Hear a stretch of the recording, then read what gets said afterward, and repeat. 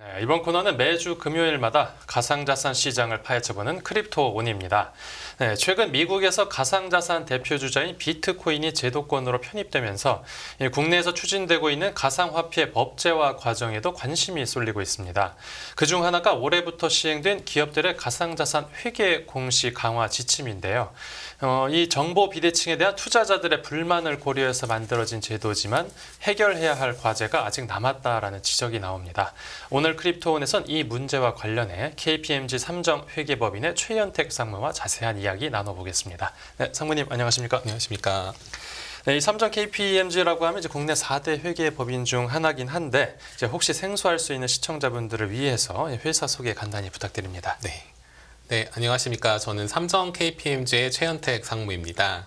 저희 삼정 KPMG는 글로벌 KPMG의 한국 제휴 멤버펌으로서 4,800여 명의 전문가로 구성이 되어 있고요. 저희 회계법인은 기업 경영 전반에 걸쳐서 회계, 세무, 재무 등 다양한 분야에서 기업들에게 필요한 서비스를 제공하고 있습니다. 네. 저희 삼정 KPMG는 지난 2023년 중에 가상자산 사업지원팀을 신설하였고, 동사업지원팀에서 그 가상자산과 관련돼서 다양한 사업을 하고 계시는 기업들의 고민을 직접 들어보고 같이 해결해 가고 있는 상황입니다. 네. 저는 지금 현재 동사업지원팀에 소속이 돼서 회계 감사, 회계나 내부 통제 관련된 자문 업무를 주로 수행하고 있습니다. 네, 이 가상자산 사업지원팀이 얼마 전에 새로 꾸려진 부서였군요. 이 그만큼 가상자산 관련해서 기업들의 자문 수요가 많아졌다라는 뜻일 텐데요. 아마도 작년 말에 금융당국에서 나온 그 가상자산 회계 공시 지침도 아마 그 이유 중 하나일 것 같은데 당시 지침에 구체적으로 어떤 내용이 담겼습니까? 네. 지침에 대해서 좀 설명을 드리면요.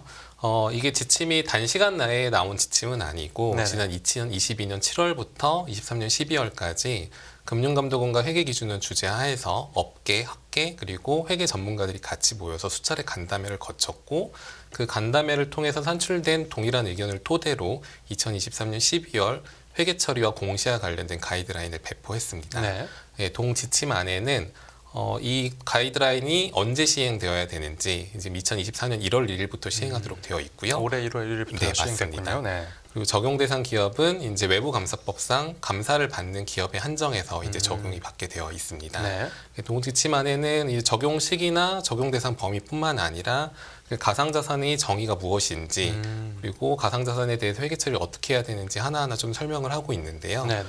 주된 내용을 몇 가지 설명을 드리면은 가상자산 발행 기업이 토큰 발행을 통해서 자의적으로 수익과 자산을 가대에 계상하는 행위는 금지하도록 하고 있고 발행 기업이 백서상에 기재된 수행 의무를 모두 이행해야만 수익을 인식을 하도록 하고 있습니다. 네네. 또한 발행 기업이 발행한 이후에 그 보통 리저브 코인이라고 하는데요. 내부 유보에서 보유하고 있는 토큰에 대해서는 자산 계상을 하는 것을 사실상 금지하고 있습니다. 네. 이런 규정 하에는 크게 이제 4가지 카테고리로 나눠서 공시 지침을 좀 상세하게 설명을 하고 있습니다.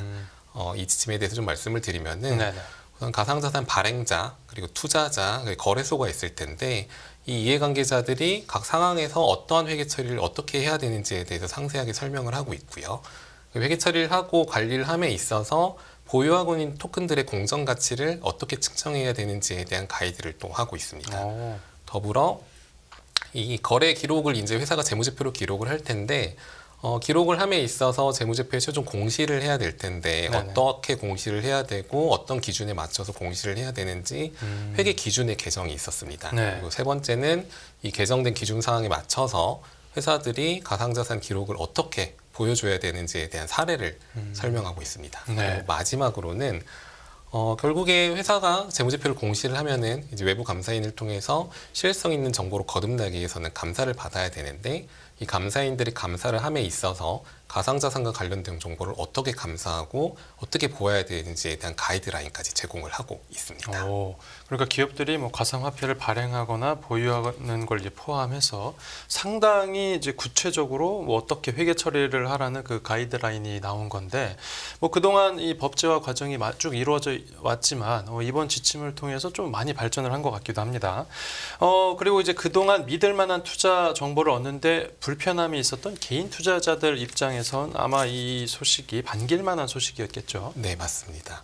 저희가 이제 기존에는 약간 불분명한 규제 환경 속에서 기업들이 다양한 목적으로 가상자산과 관련된 사업을 했고 이제 회계라는 거는 이러한 사업들을 하고 나서 사후적으로 기록이 되는 거다 보니까 먼저 산 사업을 하고 나서 이 회계 기록을 해야 되다 보니 회사들이 참 많은 고민을 하셨던 것 같습니다. 예. 이번 지침을 통해서 지침 이전에는 결국에 말씀하셨던 것처럼 투자자들이 정보를 넣는 과정이 소위 말하는 가상자산 발행자들이 자기 홈페이지에다 공시하는 그 백서, 그 화이트 페이퍼라고 하죠. 그 일반적인 사업 계획을 담고 있는 백서라든가 아니면은 거래소에서 약간 자율적으로 공시를 하고 있는 유통량과 가상자산과 관련된 일반 현황 정보 등을 참조해서 정보를 얻을 수가 있었습니다. 네네. 그런데 이런 정보 공시 기준이 이전에는 구체화된 게 없었고 표준화된 게 없었고 그 범위도 명확하지 않았고 네. 그 공시되는 정보에 대한 신뢰성 이슈가 참 많이 대두가 되었었습니다. 그래서 알고 계시는 것처럼 거래소에서 올라와 있던 정보의 유통량 이슈라든가 실제 백서상에 공개되었던 사업 계획대로 사업이 흘러가지 않음에도 이거를 모니터링하는 게 없다든가 다양한 이슈들이 좀 있었다고 보시면 될 것 같고요. 네네. 근데 이런 이번에 공시 지침이 개정이 되고 기준이 적용되면서 정보 이용자들은 회사가 공시한 기준이 공시한 정보를 외부 감사인을 통해서 한 번 더 신뢰성 있는 정보를 거듭된 거를 받아볼 수 있기 때문에 좀 더 유의미한 정보를 받아볼 수 있게 되었다고 보시면 될 것 같습니다. 네네. 이 정보 안에는 좀 재미있게 살펴볼 만한 정보들이 있습니다. 예. 근데 백서상에 공개되는 정보가 그 회계기준상 공시 내용이 많이 포함이 되었다고 보시면 될 것 같은데요. 예. 예를 들어 가상자산을 발행하는 회사가 어떠한 사업 목적을 가지고 가상자산을 발행하는지에 대해서 구체적으로 기술하게 되어 있고 네. 그 발행한 가상자산을 향후에 어떻게 관리하고 어떻게 사용할 것인지에 대한 계획까지 공시하도록 하고 있습니다. 오. 더불어 우리가 발행한 가상자산이 어느 시장에 상장이 되어 있고 향후에 이것들을 어떻게 유통시킬 거며 현재까지 우리가 보유하고 있는 수량들이 어디까지인지를 공시를 하도록 하면서 네네. 투자자들이 관심 가질 만한 정보들이 재무제표 안에 많이 들어왔다라고 봐주시면 될 것 같습니다. 네, 믿을 만한 정보기도 하고 이 정보량도 많고요. 맞습니다. 네, 이번 지침을 통해서 이제 말 그대로 정보 불균형이 해소될지 한번 지켜봐야 되겠는데요. 그런데 당장 이제 올해부터 공시를 해야 되는 입장인 이 기업들 입장에서는 고민을 토로하는 경우도 꽤 있을 것 같습니다. 네, 맞습니다. 이게 워낙 기업에서 하고 계시는 거래가 많다 보니까 모든 거래 내용들을 이 지침 안에 녹여내기는 사실 어려웠다고 보여집니다. 네. 이걸 하나하나 적용하면서 기업들이 해석을 하고 적용을 하셔야 되는데 한 가지 사례를 말씀드리면 이제 공정가치와 관련된 부분에 대해서 좀 많이 고민을 하고 계십니다. 예. 공정가치라고 하는 거는 결국에 회사가 발행하고 거래하고 보유하면서 우리가 갖고 있는 가상자산들을 회계 기준의 공정가치에 맞게 회계 처리를 해줘야 되는데 이 가상자산의 공정가치를 어떻게 판단해야 되냐 기준상 이게 참 어려운 문제입니다. 회계 기준에서 말하는 공정가치라고 하면은 이제 접근 가능한 시장에서 시장 참여자들이 정상적인 거래를 통해서 형성되는 가격이라고 보통 이야기를 하는데 네. 근데 국내 기업들 같은 경우에는 현재 국내 거래소에서 실제 거래를 할 수 없게 사실상 제한이 되어 있습니다. 국내 예. 거래소에서 사실상 거래가 제한이 되어 있다 보니까 아까 말씀드린 접근 가능한 시장, 국내 기업이 국내 거래소에서 거래를 할 수 없으니 거기서 형성되는 가격은 사실상 회계 기준상 그 공정가치라고 보기 어려운 점이 있고 예. 직접 사용할 수가 없는 거죠. 그리고 이제 예를 들어서 거래소들 같은 경우에도 거래소가 이제 자기 보유 가상자산들이 있는데 이 자기 보유 가상자산은 법제상 자기 거래 제한 규정 때문에 네. 자기 거래소에서 형성되는 가격을 이용해서 가상자산의 가치를 측정을 할 수가 없습니다. 예. 그러다 보니 사실상 국내 기업들은 국내 거래소에서 형성되는 가격을 직접 이용해서 회계 처리를 할 수 없는 상황이라고 보시면 될 것 같고요. 네. 그러다 보니 그러한 대체제로 이제 통합 사이트에서 공시되는 거래 가격을 이용해서 많이들 회계 처리를 하고 계시는 게 현실입니다. 그러니까 국내 법인은 국내 거래소 가격을 못 쓰고 국내 거래소는 자기 회사 시세를 못 쓰고 맞습니다. 이래저래 좀 난감한 상황이네요. 결국 울미와 겨자 먹기로 이제 리서치 회사 같은 곳에서 공시하는 가격을 쓰고 있다라고 하는 건데 이 시세는 믿을 만한 겁니까? 100% 신뢰를 해서는 안 된다고 저는 생각을 합니다. 예. 왜냐면은 이게 좀 찾아보시면 아시겠지만 실제 다양한 리서치 기관에서 다양한 가격 지수를 공시를 하고 있는데 특정 통합 사이트에서는 그 산출 기준을 바꾸면서 이전까지 높은 순위에 올라와 있었던 거래소의 순위를 낮춘다거나 낮은 순위에 있었던 거래소를 높은 순위를 올리는 모습을 보인 적도 있었고요. 그 특정 시점에 공시가 공개가 되었던 특정 거래소의 거래량과 거래 가격이 실제 해당 거래소의 거래 가격과 거래량과 불일치하는 사례도 종종 발견이 되고 있었습니다. 예. 그러다 보니까 저희가 기업들이나 개인 투자자들이 통합 사이트에서 공시가 되는 거래 가격을 사용을 하실 때에는 이 통합 사이트에서 이 거래 가격을 어떻게 산출하는 거냐, 어떤 거래소의 가격을 이용하고 이 거래소의 가격을 이용을 할 때 어떤 준거 기준을 가지고 산출을 하고 이 산출량 데이터베이스를 가지고 올 때 어떤 절차를 통해서 가지고 오느냐를 한번 좀 면밀하게 체크해 보실 필요가 있을 것 같습니다. 네. 그리고 마지막으로는 해당 사용되는 데이터들을 정말 이게 신뢰성 있는 데이터냐, 뭐 크로스 체크를 해보신다거나 하는 절차를 통해서 검증을 해보실 필요는 있을 것 같습니다. 네네.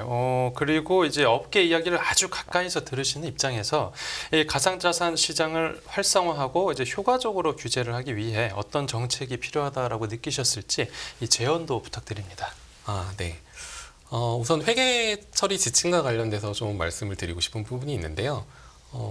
지금 저희가 회계 처리와 관련된 지침은 아까 말씀드렸던 것처럼 외부 감사를 받는 대상 기업으로 한정되어 있습니다. 네. 외부 감사를 받는 기업은 이제 특정 요건이 충족이 돼야 되는데 자산 기준이 100억 이상이 넘는다거나 종업원 수가 100인 이상이 된다거나 구체적인 기준이 충족이 되어야 되는데 실제 국내에서 해외를 통해 발행된 가상자산의 경우 일부 대기업이나 상장회사에서 하는 이외에는 대부분 중소기업에서 많이 발행을 하고 있고 이런 기업들은 현재 외부감사법상 외부감사의 대상이 되고 있지 않습니다.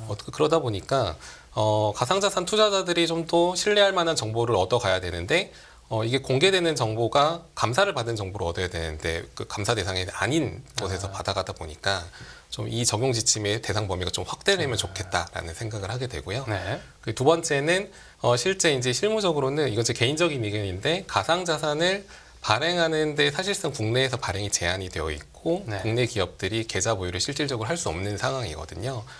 근데 실제 이런 제한이 있는 상황에서도 기업들은 다양한 사업 목적을 위해서 해외 기업을 통해서 발행을 한다거나 유통을 하고 있다 보니 네. 실제 법에 제약이 되고 있음에도 실제 사업이 활성화되고 있잖아요. 그러다 보니까 참 비효율적인 부분이 많이 나타나고 있는 것 같습니다. 예를 들어서 운영 및 관리 수수료가 발생을 한다거나 아니면은 뭐 유통기업을 통해서 발행이 되다 보니까 중개수수료가 좀 많이 나눈다거나 이런 문제점들이 있어서 이런 부분에 대해서는 좀 실무적으로 좀 풀어주셔서 좀 활성화되면 좋지 않을까라고 생각하고 있습니다. 네, 알겠습니다. 네, 오늘 크립토온에선 가상자산 법제화를 위한 선결과제 KPMG 삼정회계법인의 최현택 상무와 이야기 나눠봤습니다. 네, 오늘 말씀 잘 들었습니다. 네, 감사합니다.